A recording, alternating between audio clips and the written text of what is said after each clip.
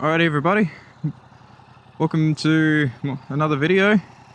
So on this video, not only am I introducing my new R7, but I'm also going to be breaking down all my camera settings.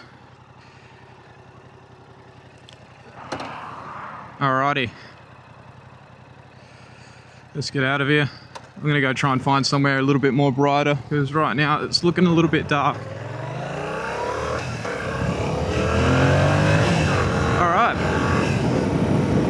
So compared to my last video that I have posted on my channel, which is literally my first ever video, and this is only my second, in that video I was only just running normal settings. Pretty much everything was just automatic. I was running auto, ISO, auto shutter, auto everything. Wasn't doing any color grading, wasn't doing anything. I'm not going to do any color grading on this video. I do like actually that raw look, but I am doing other stuff.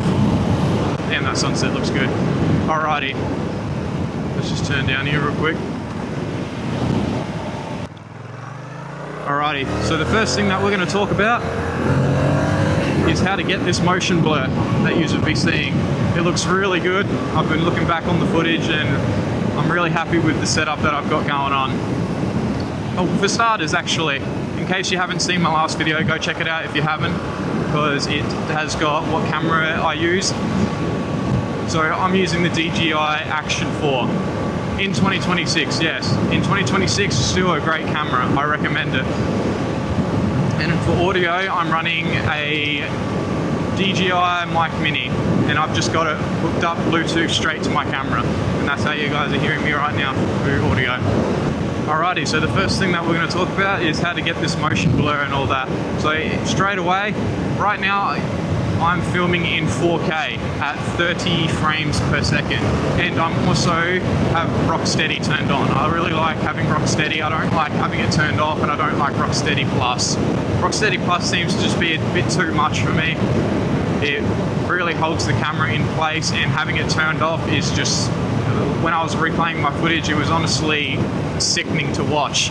It was very shaky, and I do a lot of head movements, looking around corners, and while I'm talking, so I was actually getting dizzy just watching my own videos. So yeah, didn't really want other people to be feeling that.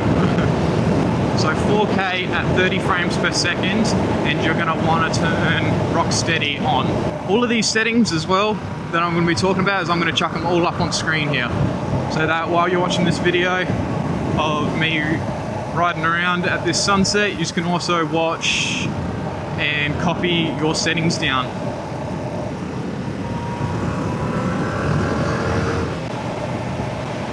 I really wish I could see what you're seeing right now, but I could pretty well imagine that this is looking really good. I hope it's not too bright either. Alrighty, so the next thing that you're going to do is you're going to want to make sure that you're on pro settings. And when you're in pro settings, you want to go to where your ISO and your shutter speed is. And for your shutter speed, you want to double it. Whatever frames per second that you're running, you just want to double that. So since we're running 30 frames per second, we want to be running 1/60. Alright, and then when you've got that down, the next thing that you want to be running is 100/800 for your ISO. And that's it for that part. That's literally, that's all you need. Alrighty, and then for the next thing is you need your white balance. For that, I just run auto. I've actually kept that as auto because I just couldn't really figure out one to stick with. It did look the same, but I just prefer to have it on auto. You can really get away with it, and it'll save you in those times when you go from really dark scenarios to light. It won't be too dark then too bright.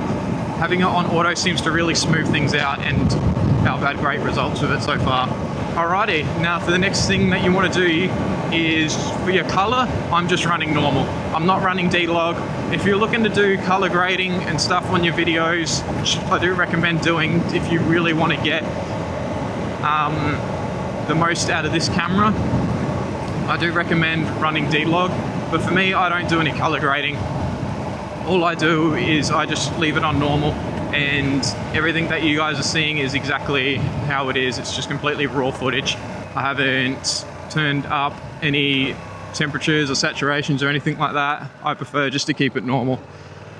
Not to say that I won't be doing that in the future, though. I would love to know and get more into it.